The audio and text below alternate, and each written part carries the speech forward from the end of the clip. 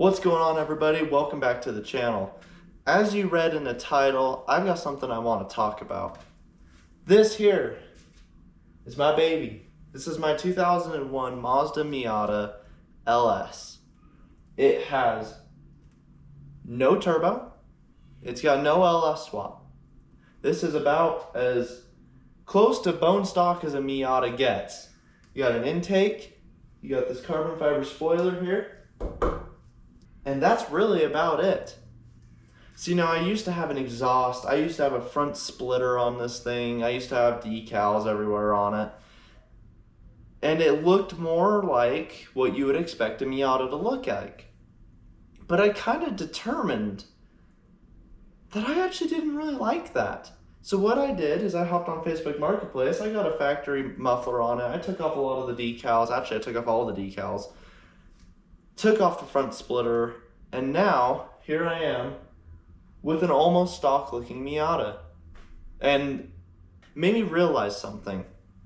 With how much we hype up how much horsepower cars have, what's bigger, what's better, what corner's better, what is faster, we're losing something in that. We're losing something in the what looks better, who has the best stance, whose car has the best car show presence. And I think what we're missing is the fact that these are cars. They're meant to be driven, and they're meant to be enjoyed. And because of that, this car is hated. This car has been forgotten about. It's almost a disgrace to the Miata community because it's the NA that lost the pop-ups. This car is brilliant. Yes, it has 140 horsepower. Yes, it has like 115 foot-pounds of torque. It's not fast in comparison to like everything else on the road. But you know what it does do? It makes this intake noise.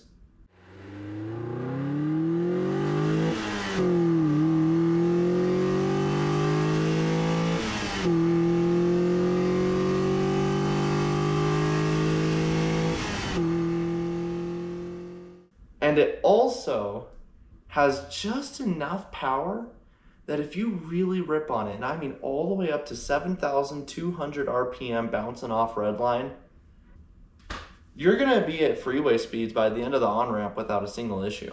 So if there's enough power in a Mazda Miata to do basic street duties, then why is it so dogged on for being so slow? That's because in comparison to other vehicles, it is slow.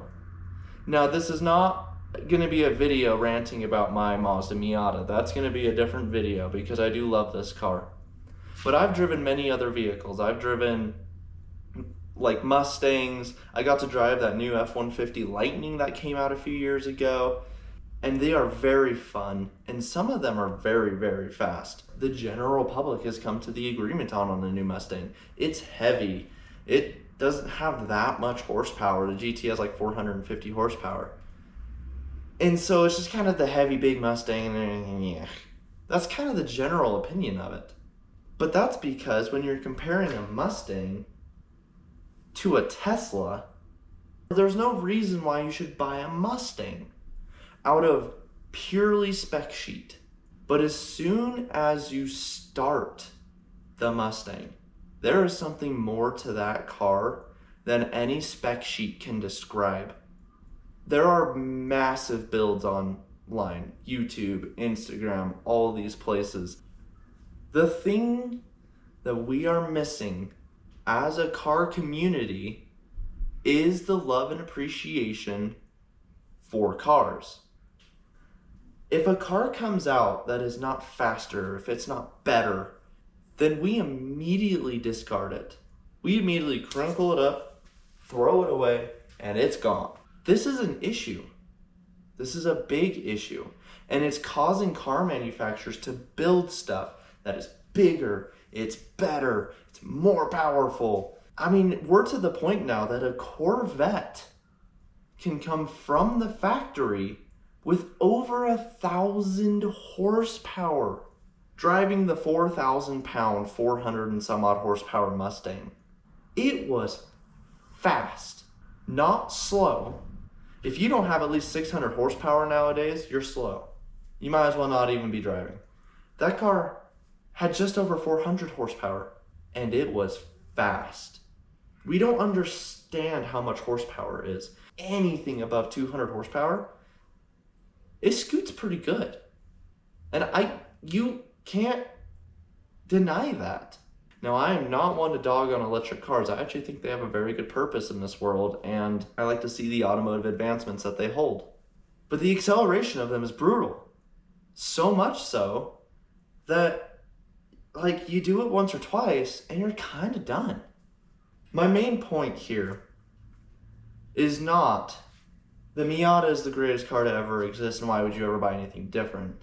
But the character it has and how much attitude it gives you, that is what makes this car special. That's what makes the Mustang special. It just invigorates you as a car person. That is what we need. That is the main point that we need to be looking for when we go car shopping. And whatever car you decide to buy, who cares what's better than it? Comparison is the thief of joy. And if you are constantly browsing Facebook Marketplace looking at all these different cars and all these things, you're never going to be satisfied with what you have.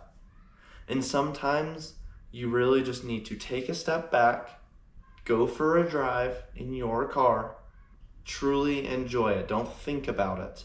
Just enjoy it and remember why that car is the one that you chose, not what the spec book chose. That's all I've got. See you guys later.